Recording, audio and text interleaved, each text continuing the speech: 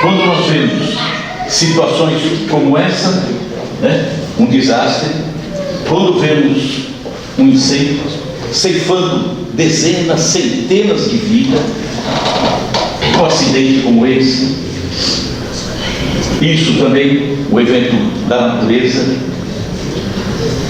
situações dessas, nós vemos a partida de tantas pessoas ao mesmo tempo. Outro evento da natureza, normalmente nós perguntamos, quando nos defrontamos com uma informação dessa, uma notícia dessa: onde está Deus? Por que isso ocorre? E ainda falam que Ele é nosso Pai, que Deus justo é esse.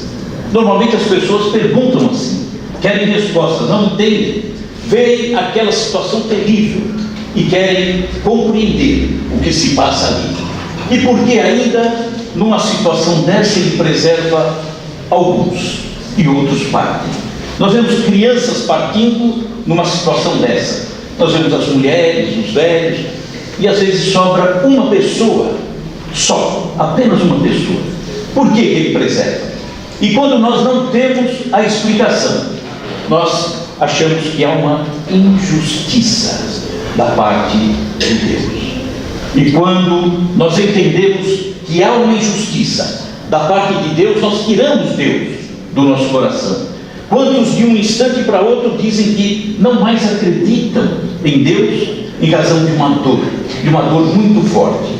E a tristeza é que quando tiramos Deus do nosso coração, fica o vazio. Não existe mais nada. Sem Deus não dá para caminhar. Sem uma referência divina, que é o nosso Pai, nós caminhamos pela terra sem sentido, sem compreender a vida, sem aproveitar a vida. E quando se instala o vazio, nós passamos a ter medo de tudo. A doutrina espírita, nós entendemos, e é sim, o grande consolador prometido por Jesus. Jesus, quando estava no finalzinho da sua caminhada na terra, há 2000 anos atrás, quando ia ser morto, ele disse que pedia ao Pai, que o Pai haveria de encaminhar aquele consolador, aquele que viria para arrumar as coisas, porque a sua mensagem fatalmente seria distorcida ao longo do tempo. Viria também para permitir complementação da mensagem dele. Ele não pôde nos deixar tudo. Nós não tínhamos condição de aprender. E essas mensagens de Jesus, a orientação dele, vem a todo instante e virá sempre, não parará nunca, não cessará. E nós começamos a compreender através da doutrina o funcionamento da obra do Pai. E aí nós temos o Consolador prometido por Jesus, aquele que vem pacificar corações e mentes. Não tem outra finalidade. A doutrina espírita nos leva a uma evolução, e essa evolução fatalmente faz com que pacifiquemos o nosso coração por compreendermos cada vez mais. Mas o Livro dos Espíritos, capítulo 6, que fala da lei de destruição, na pergunta 725, que é assim: é lei da natureza a destruição? E a resposta dos Espíritos é: preciso é que tudo se destrua para renascer e se regenerar, porque o que chamais destruição não passa de uma transformação que tem por fim a renovação e melhoria dos seres vivos.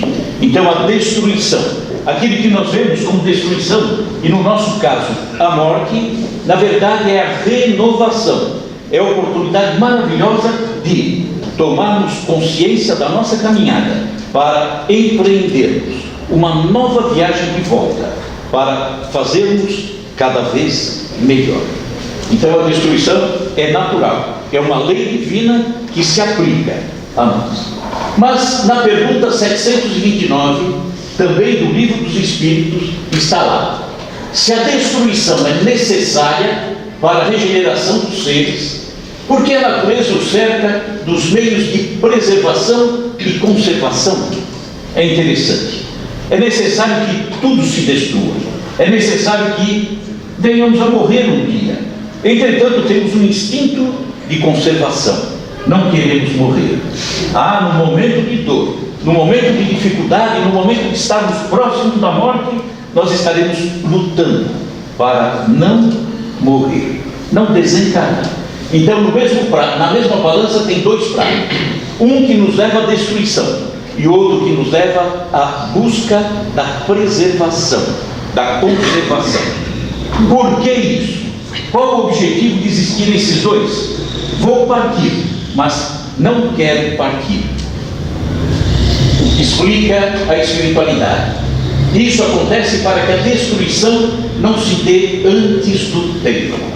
Destruição antecipada prejudica o desenvolvimento do espírito. Imagina se nós enfrentássemos uma dificuldade enorme, muito complicada. Talvez nos entregássemos a um desânimo total. E nesse desânimo estaríamos talvez partindo muito antes da época prevista. Então, eu tenho que buscar a vida. Eu tenho que buscar a continuidade, apesar daquilo que possa me levar. Então, é para evitar que antecipemos a nossa partida. Por isso que tem esses dois pratos na nossa balança. Então, por que não temeríamos a morte? Existe uma explicação para não temer a morte? Certa feita, aqui mesmo na Fraterna, há muitos anos atrás, no curso, na segunda-feira, nós falávamos sobre a morte. E aí perguntei: alguém aqui não tem medo da morte? E um aluno, nem lembro quem é, faz tanto tempo, ele disse: eu não tenho. Eu falei: que bom que você não tem. Eu tenho. E como tenho ainda. Por quê? Porque ainda estou me preparando. Estou me preparando para entender cada vez mais. Mas ainda a morte para nós é dolorosa. É dolorosa. Porque nós vamos passar para uma outra etapa. E ainda temos dúvidas, não na continuidade lá, mas naquilo que eu estou levando para lá. E aí sim, eu fico um pouco preocupado. Estou levando melhor? Será que fiz tudo que poderia fazer? Aí é um pouquinho difícil. Mas o instinto de conservação nos sustenta nas provas. E é por isso que temos um fiozinho de medo com relação à morte. Eu quero continuar. Esse instinto pede para que eu permaneça. Uma voz íntima nos diz que ainda há algo por fazer. Nós sabemos que não estamos fazendo tudo. Sabemos que ainda faltam coisas para serem feitas. E quando se aproxima o momento da partida, puxa vida, eu não fiz tudo. E eu quero fazer, quero tirar o atraso, quero pedir o perdão que não pedi, quero fazer a caridade que deixei de fazer. E é nesse momento que meu coração fica triturado, porque eu quero mais tempo para corrigir aquilo que eu não fiz bem feito. A ameaça de um perigo nos avisa para que aproveitemos o tempo que ainda nos sobra. Quando passamos por um perigo de morte, quando saímos dele, se sairmos encarnados, ainda, eu preciso fazer alguma coisa, preciso despertar. E aí eu me recordo de um acontecimento comigo. Normalmente não falamos de algo conosco, mas esse episódio vale a pena falar.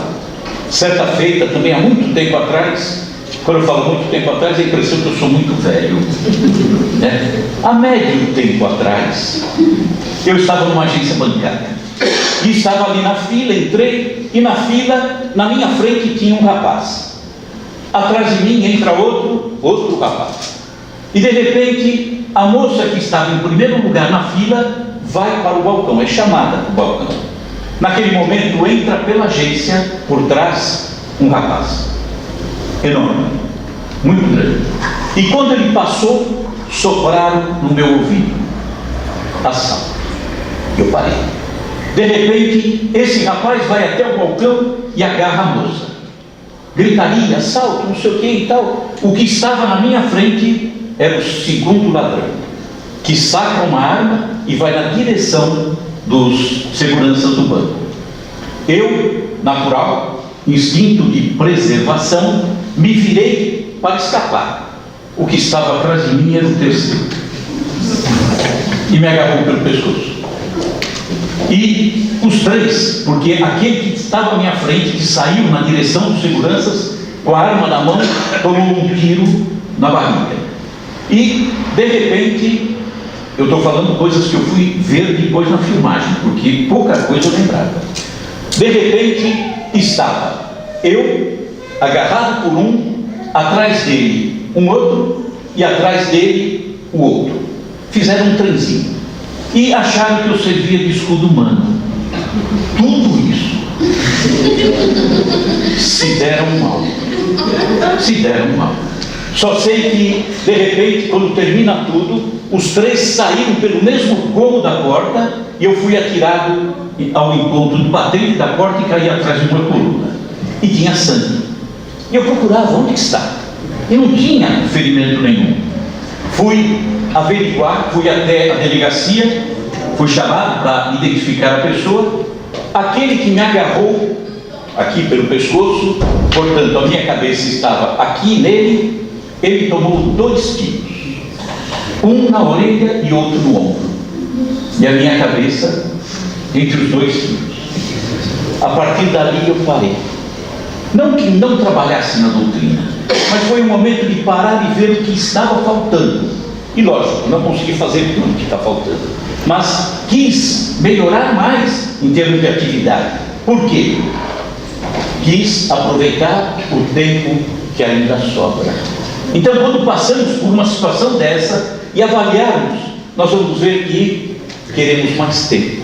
É preciso mais tempo para que a gente faça o melhor, faça o mais próximo daquilo que nos comprometemos a fazer. Caso contrário, se não fizéssemos isso, nós nos entregaríamos ao desânimo. Mas uma notícia de primeira mão para todo mundo. Entretanto, morreremos. Alguém tem dúvida? Todo mundo vai morrer. Em algum momento. O único que morre em vésperas é o peru. E aí, diz na pergunta 732 do Livro dos Espíritos, a necessidade da destruição guarda a proporção com um estado mais ou menos material do ser. Nós estamos no planeta Terra. Nós ainda somos muito matéria. Ainda carregamos muito peso da matéria. Portanto, a destruição é dolorosa para nós ainda. Quanto mais avançarmos em termos de elevação, com as encarnações que teremos, nós vamos melhorando a nossa qualidade, ficando mais sutis, não só com relação ao corpo físico, mas também ao corpo perispiritual. Então, a dificuldade que temos na destruição, o medo que temos, o receio que carregamos, é porque nós somos ainda muito matéria. Estamos ainda muito presos à matéria. E a destruição, portanto, cessa quando o físico e a moral se encontram depurados. Chegaremos um dia que não teremos mais necessidades de reencarnarmos. Portanto, estará praticamente tudo em ordem conosco. E aí não haverá mais essa destruição que nós encontramos ainda nos dias de hoje com relação ao nosso próprio físico. Flagelos destruidores. Outro tópico abordado no Livro dos Espíritos, pergunta 737. Classificamos como flagelos aqueles acontecimentos, aquelas grandes catástrofes, em razão do nosso ponto de vista ainda material. Nos incomoda a morte. E quando nos incomoda a morte, imagina o quanto nos incomoda uma mortes coletivas, mortes que levam crianças. Aquilo é complicado, mas colocamos como flagelo em razão desse nosso ponto de vista ainda material. Morrer de pneumonia simples é a mesma coisa que morrer de pneumonia dupla, né? Não altera nada. Mas a gente é como se estivéssemos aí, numa situação dessa, a dizer: é muito pesado quando se morre numa batida de carro e tem 2 pessoas, uma morte dupla. Não altera nada. Por quê? Porque uma morte simples, em casa, é um desencarne do mesmo jeito. Estar sozinho num carro, ou estar com o carro botado, é desencarne, né? Só que nos atinge muito mais quando temos um número elevado de pessoas partindo no mesmo evento.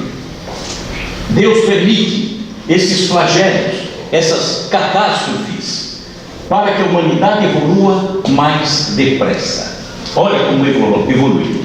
Nós vemos, por exemplo, uma enchente em Santa Catarina. É um flagelo, né? Uma grande enchente em Santa Catarina que acontece quase todos os anos. De repente, as pessoas se mobilizam para auxiliar os nossos irmãos de Santa Catarina, mandando remédio, roupa, alimento. Olha, por que acontecem essas coisas? A humanidade cresce, evolui. Em um dia, aquilo que levaria às vezes um século para evoluir. O coração dele amolece em razão de ver o sofrimento de tanta gente. Isso chama a atenção. Destruição é uma necessidade para regeneração e pode-se, portanto, crescer em alguns anos aquilo que demoraríamos séculos para crescer. Perguntas de quem ainda não compreendeu quando vê esses flagelos, essas mortes, tudo isso. Precisaria ser desse jeito? Não dava para ser diferente? Por que o homem não cresce no dia a dia? Será que ele precisa de um evento tão forte para parar e pensar no irmão que partiu, que desencarnou, naquela coletividade que deixou de existir? Não tinha outras formas para nos aproximarmos de Deus e entendermos as coisas da vida? Existe, só que nós não paramos para prestar atenção. E aí Deus permite que aconteçam eventos que nos choquem, que nos chamem a atenção, porque aí nós dobramos o nosso coração. Mas Deus permite em qualquer instante. Se cair um avião nesse instante, nós vamos ficar chocados, todo mundo falará. Entretanto, ignoramos se o vizinho daqui está desencarnando nesse horário. Está desencarnando talvez, mas isso não nos choca. Então Deus permite para que a gente tome consciência da dor, da dificuldade do nosso irmão, e um dia estaremos muito mais sensíveis aos flagelos individuais, porque os coletivos nos impulsionam. Deus não poderia empregar outros meios que não os flagelos? Ele usa todos os meios para chamar a nossa atenção, para despertarmos como filhos de Deus. E aí eu pergunto: alguém aqui hoje viu Deus? Ninguém viu Deus? Eu estou vendo aqui uns 80 deuses. Eu sinto Deus no ar que respiro. Eu percebo Deus no alimento diminuto. Eu vejo Deus na criança que corre. Eu encontro Deus no pássaro que voa, na água que me nutre. Quanta coisa! Nós vemos Deus. E aí perguntamos: vimos Deus? Não vimos. Precisamos aprender a ver, porque Ele está sempre conosco, está sempre nos acompanhando.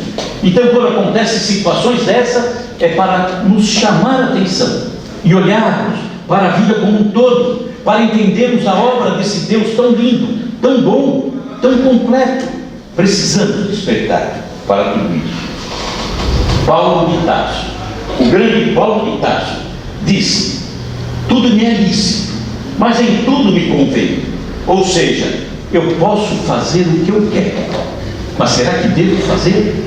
Temos liberdade para fazer o que quisermos, mas será que convém fazer? Óbvio que não. E hoje nós compreendemos de uma forma tão completa lei de causas e efeitos, ou também ação e reação. Posso fazer o que quiser, mas respondo por aquilo que eu faço. Se eu fizer coisas boas, eu recebo o benefício das coisas boas. Se eu cometo atos equivocados, eu vou responder pelo equívoco que pratiquei, pelo mal que eu distribuí, pelos prejuízos que eu fiz alguém passar. Então, Paulo de Tarso nos chama a atenção: posso fazer tudo, mas nem tudo nos convém fazer.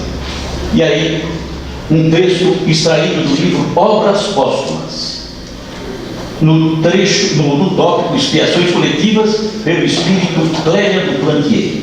Ela diz que todos nós temos 3 caracteres. O indivíduo do ser em si mesmo, nós, individualmente. Do membro de família, nós inseridos numa família, portanto, individualmente, inseridos numa família e inseridos numa sociedade. Prestem bem atenção, porque nós vamos explicar desencarnes coletivos a partir daí. E aí diz Cléber do Plantier que, sob cada uma dessas 3 faces, pode o homem ser criminoso e virtuoso. Isto é, pode ser virtuoso como pai de família, ao mesmo tempo que criminoso como cidadão. Um exemplo: posso ser um excelente chefe de família, entretanto, na sociedade, eu posso ser uma pessoa terrível, complicada. E é isso que acontece com todos nós. Precisamos, portanto, ser aquilo que somos em casa, também na sociedade. Se queremos ser bons em casa, é preciso que sejamos também o melhor que pudermos dentro da nossa sociedade. E aí entendemos que, do ponto de vista individual, cada um, o ser consigo mesmo, na nossa individualidade, nós contraímos débitos em razão das nossas falhas: corrupção, o orgulho, a preguiça, a violência, a ira, a mentira, o roubo. Quando nós cometemos isso, nós estamos, de alguma forma, colocando em nós situações para correção. Precisamos corrigir, precisamos deixar de fazer aquilo que estávamos então fazendo. Então, contraímos dívidas em razão desse comportamento individual. Mas nós vivemos em sociedade, e em sociedade a soma das coisas boas e das coisas não tão boas que cada um de nós tem vai resultar em algo benéfico ou algo maléfico, algo que vai nos fazer crescer ou algo que vai nos fazer contrair dívidas de forma coletiva. E aí nós vemos grupos violentos, ali não dá para ver, mas é a torcida do Corinthians. É a torcida do Corinthians. Grupo de políticos corruptos, quadrilhas, terrorismo, intolerância religiosa, a guerra. Então isso é a junção, a união de muitas pessoas que colocam as partes boas, mas também colocam as partes negativas. Então nós podemos entender que existem débitos também contraídos coletivamente. Se há aqueles contraídos individualmente, há aqueles que nós assumimos em razão de estarmos juntos, fazendo a mesma coisa.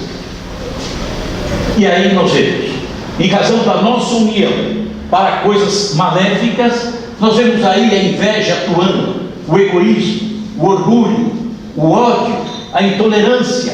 E nesse país, lamentável, nunca teve tanta complicação como está tendo hoje, tanto radicalismo como está tendo hoje.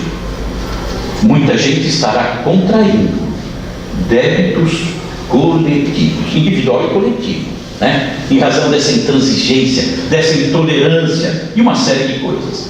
Mas nós carregamos, portanto, dívidas coletivamente contraídas. Mas Jesus disse: a cada um segundo as suas obras. Nós, então, a cada um segundo as suas obras. Aquilo que eu faço, eu respondo. Aquilo que eu faço de bom, eu respondo de uma forma boa, positiva. Mas aquilo que eu não faço de bom, eu também vou responder de uma forma dolorosa. Então, a dívida é individual. E aí nós vamos ver também as expiações coletivas. Se eu vou expiar algo que fiz de equivocado individualmente, eu também vou expiar aquilo que eu fiz equivocadamente junto, né, com os outros, em coletividade. Nós vamos ver então episódios dolorosos provocados por atos ruins que praticamos em conjunto.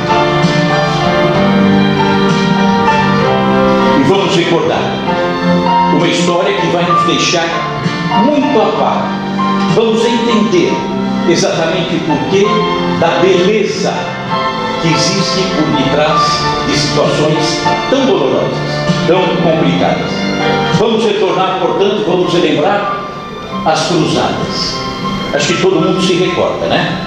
Séculos 11, 12, 13 na Palestina. A terra de Jesus, Jerusalém, já não estava mais em posse dos católicos, dos cristãos. E aí foi montado um esquema todo chamado cruzadas para que pudessem ir até Jerusalém, até a terra de Jesus, a Terra Santa, para retomar aquele território, trazer a terra de Jesus de volta para a igreja. Lá residiam, obviamente, os judeus, que não eram cristãos, residiam os árabes, os muçulmanos. E quando os cruzados chegam na terra de Jesus para retomar aquela terra, eles iam com o objetivo de colocar goela abaixo o cristianismo naquelas pessoas. Queriam que os judeus aceitassem a mensagem de Jesus.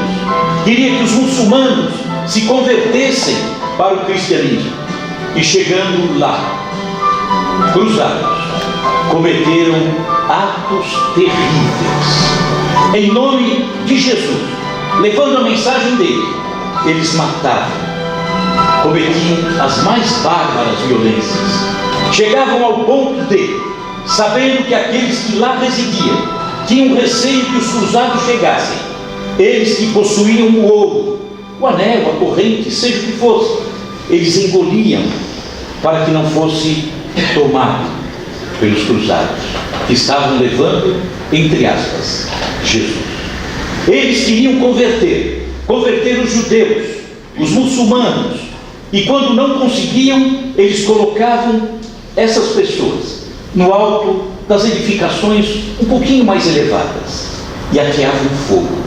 Ateando fogo, essas pessoas que não se convertiam ao cristianismo morriam, ou queimadas, ou caídas, com as vísceras expostas, querendo levar Jesus.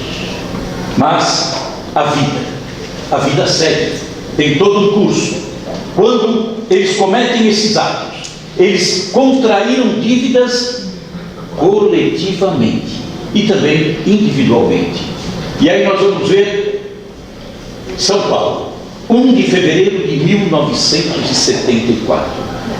Esses irmãos do século 11, 12, 13, que cometeram esses absurdos, que mataram em nome de Jesus, que fizeram seus irmãos queimarem nos incêndios, que fizeram com que suas vísceras fossem abertas. Passaram-se os séculos, e esses irmãos, de triste desempenho, de triste ocorrência, vieram ao longo dos séculos melhorando, se conscientizando daquilo que fizeram. O coração deles pedia reparo. É natural, planeta de provas e expiação, nós estamos aí.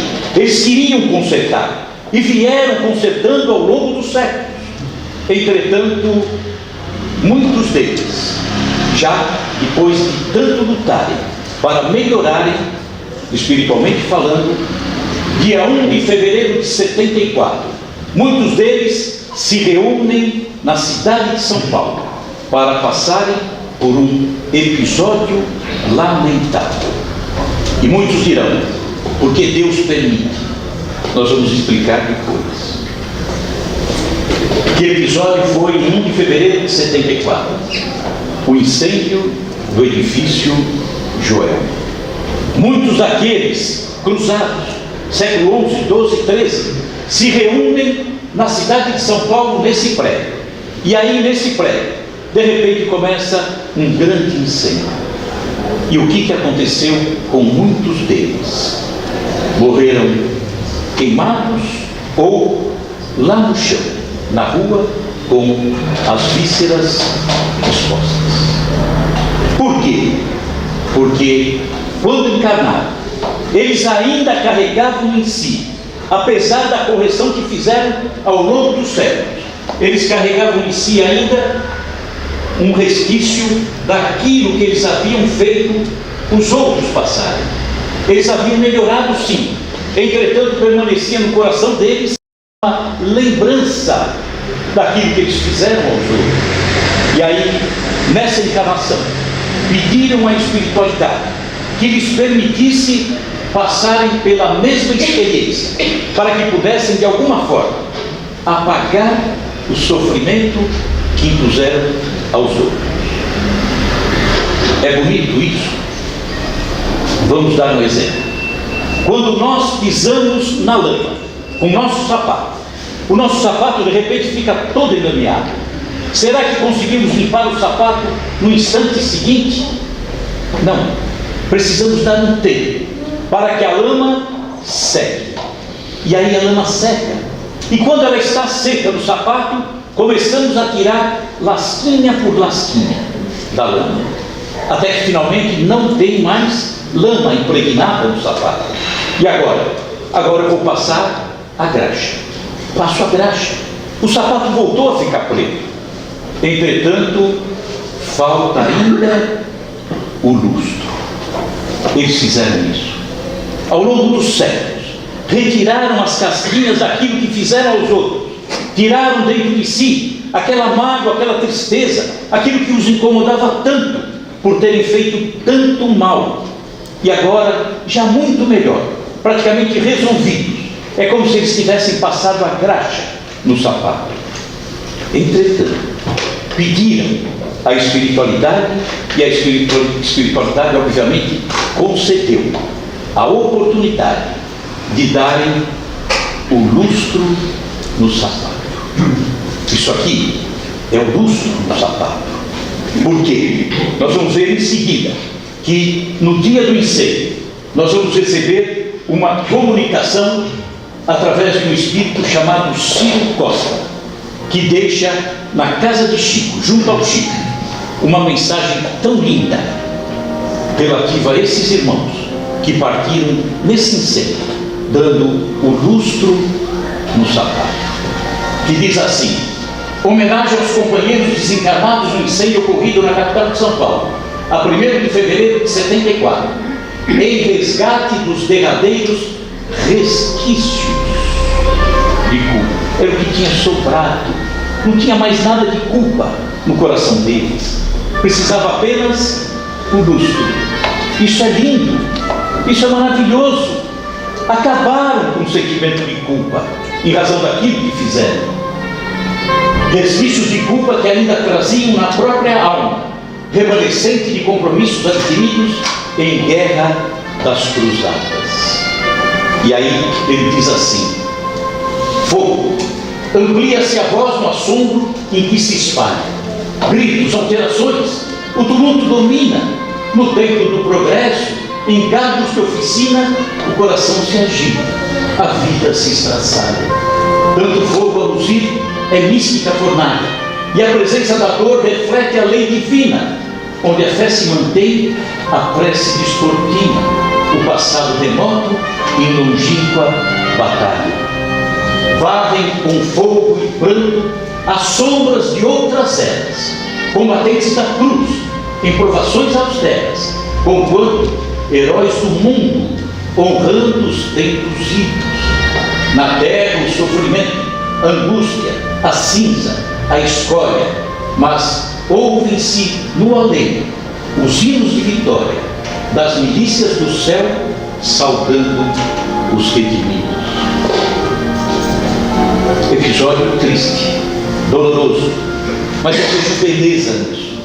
A gente consegue ver a beleza de espíritos que carregaram ao longo de séculos e séculos um sentimento tão pesado por tudo que fizeram de equivocado e que vieram corrigindo através do seu próprio esforço, e corrigiram a tal ponto de que toda aquela maldade feita restava no coração deles apenas um resquíciozinho de culpa, nada mais. Entretanto, para apagar aquela poeirinha que permanecia no coração deles, eu fiz morrerem através do fogo, eu fiz morrerem com as vísceras expostas. Se eu passar na mesma situação, é como se eu passasse uma borracha naquilo. Isso é lindo. Nós vamos ver, por exemplo, retornando um pouquinho, profeta Elias, que é o maior profeta que pisou na terra. Jesus disse isso: não há nenhum outro igual a Elias. Elias, que 800 anos antes de Jesus, quando ele ganha um embate com os sacerdotes de Baal, ele pede para que os sacerdotes fossem degolados. Aquele pedido de Elias para degolar os sacerdotes certamente ficou marcado no coração de Elias. Ele não era mau, de forma nenhuma, o melhor profeta que veio. Entretanto, aquilo ainda sobrava nele, aquilo ainda marcava o seu coração, e ele retorna como João Batista, na época de Jesus. Certamente, a pedido do próprio Elias, retornando como João Batista, pede para que a sua partida de volta seja através do mesmo que ele fez os sacerdotes passarem, através da degola. E ele com certeza saiu limpo com relação àquele resquíciozinho que poderia ter sobrado. Melhorou a imagem do desencarne coletivo? Fica muito melhor, fica muito mais suave, porque eles saem redimidos numa situação dessa. E aí, no mesmo dia, quando acontece o incêndio do Joelma, Emmanuel, na casa de Chico, deixa uma prece. E vejam a beleza dessa prece: auxilia-nos perante os companheiros impelidos à desencarnação violenta por força das provas redentoras.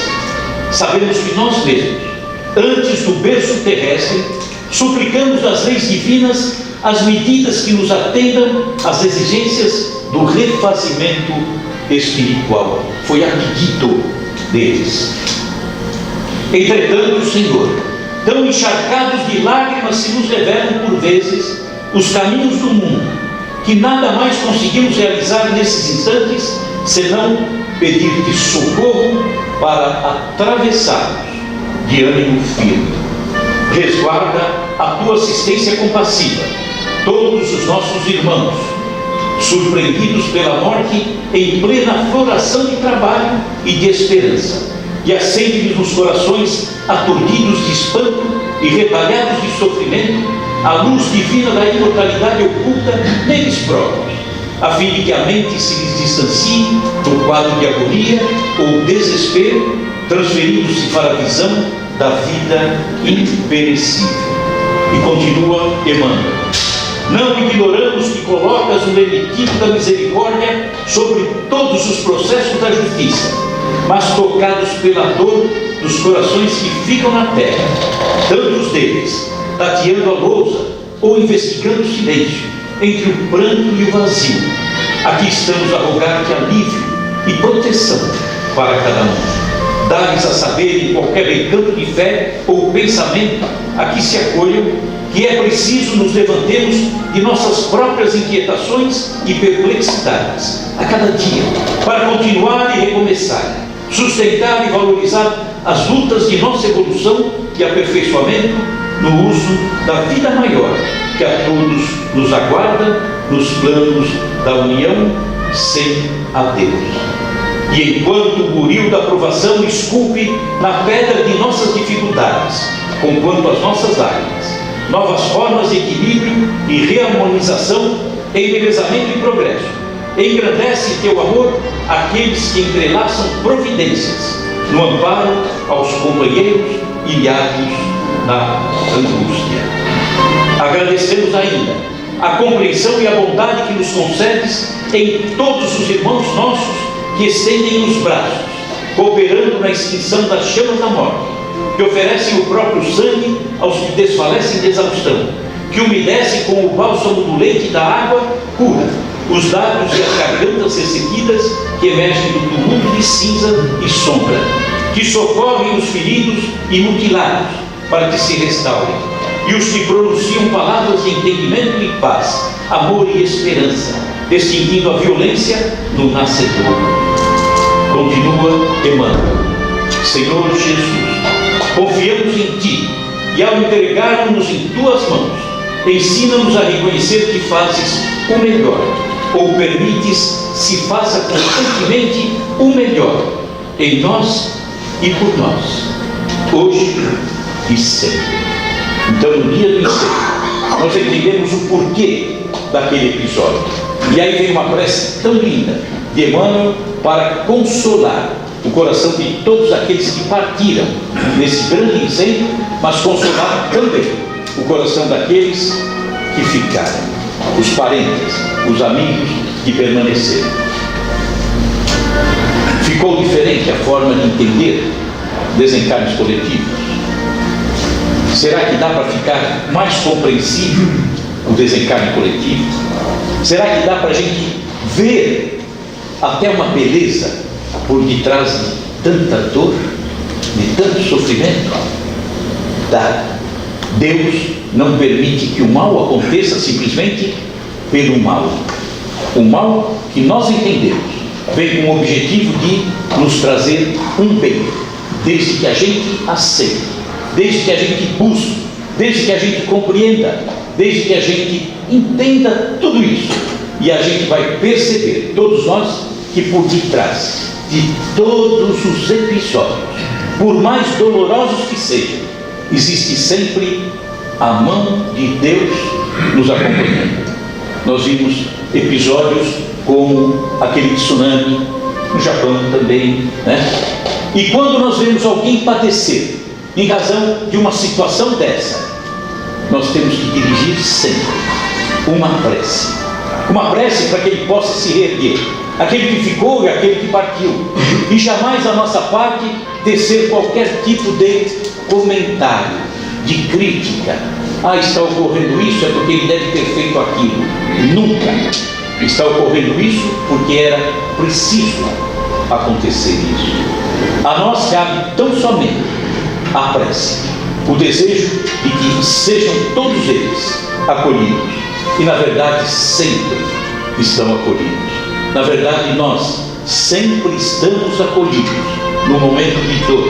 Por isso que Jesus disse: bem-aventurados os aflitos, aqueles que passam pela dor, aqueles que compreendem o porquê da dor, aqueles que conseguem ver que no meio das ruínas, no meio daquilo que restou, sempre tem a possibilidade de brotar uma flor, e sempre brota.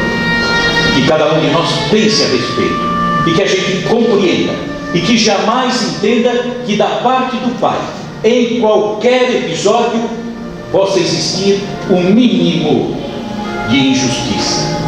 Jamais. Deus é infinitamente amor e bondade. Que a gente então entenda isso, né? Pense a respeito, e que a gente busque sempre raciocinar sobre as coisas, porque a doutrina nos deixa tantas coisas aí para pensarmos, para avaliarmos, para refletirmos com seriedade quando nós passamos por esses episódios que nos machucam tanto ainda.